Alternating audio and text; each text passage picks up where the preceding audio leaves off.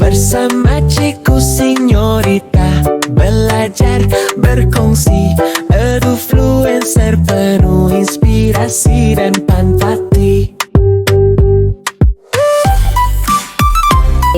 Apa kabar semua? Pernah tak anda berhenti sekejap dan terfikir tentang satu kuasa halimunan yang hidupkan dunia kita ini? Daripada telefon di tangan kita, sampailah kepada lampu elektrik dekat siling rumah.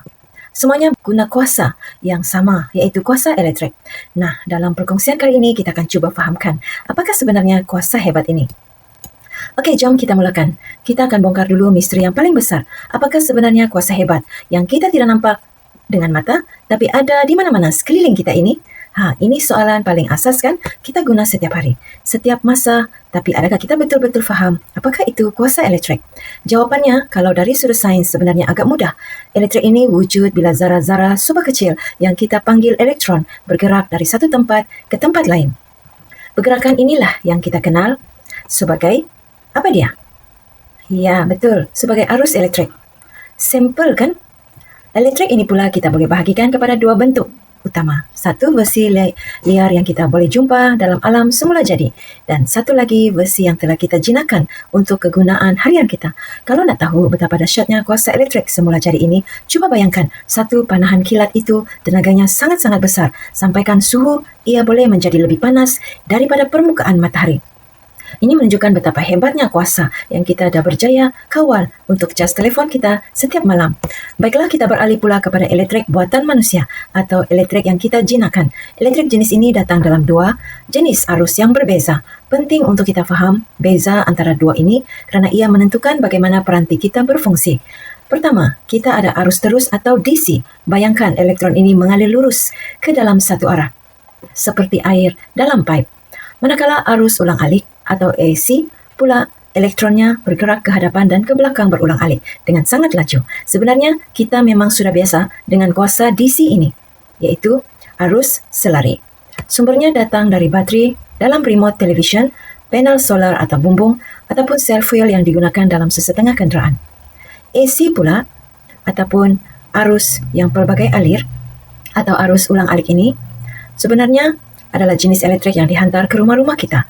Setiap kali anda cucuk plug pada soket dinding itu, sebenarnya anda sedang bersambung dengan satu rangkaian kuasa AC yang sangat besar.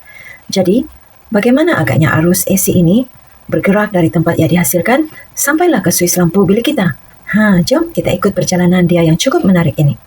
Di stesen-stesen setiap jana kuasa, jantungnya adalah sebuah penjana atau generator. Cara ia berfungsi, bayangkan satu kegelung wayar besar berputar di antara magnet-magnet gergasi. Pergerakan ini akan menolak elektron dalam wayar itu dan dari situlah aliran elektrik bermula. Perjalanan dia boleh kita ringkaskan dalam 5 langkah. Mula dari penjana, ia bergerak melalui talian voltan tinggi. Lepas itu, transformer akan rendahkan voltan itu sebelum ia masukkan ke rumah kita, melalui kotak fuse dan akhirnya sampailah ke setiap soket dan suis di dalam rumah. Jadi, transformer ini memang sangat-sangat penting. Anggaplah ia macam pengawal keselamatan.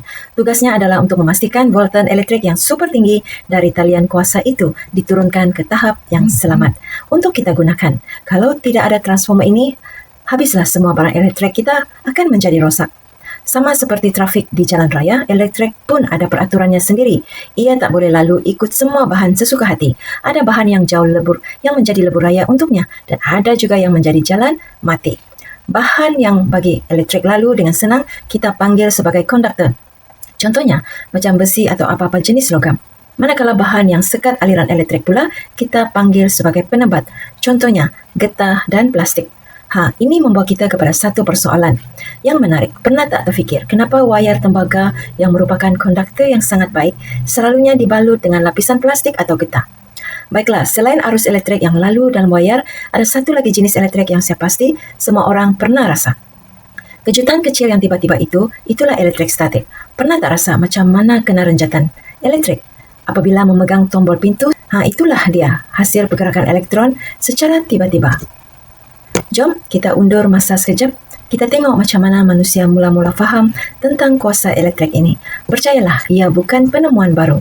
Kesedaran tentang elektrik ini dah ada sejak zaman Yunani purba lagi, bila mereka temui elektrik statik.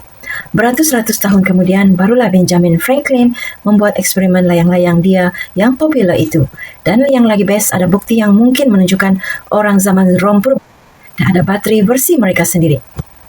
Baiklah, masa untuk kita menguji minda sedikit. Berdasarkan apa yang kita bincang tadi, cuba jawab teka-teki ini agak-agak kenapa ya? Jawapannya sebab wayar itu disalut dengan penebat. Lapisan getah atau plastik itu menghalang arus elektrik daripada mengalir keluar dari wayar tembaga di dalam. Jadi bila burung itu hinggap, arus elektrik tetap berada di dalam laluannya dan burung itu pun selamat.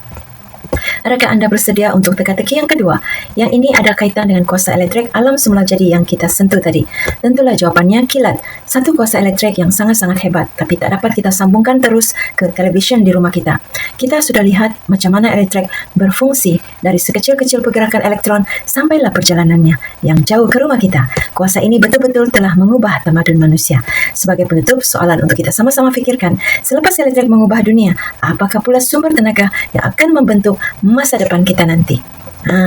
Saya ingin meringkaskan bahawa kemungkinan sumber tenaga pada masa hadapan boleh diperbaharui sama ada dari peralihan tenaga global, terutamanya dengan menggunakan bahan api fosil, tenaga surya, tenaga angin, tenaga hidrogen, dan tenaga nuklear.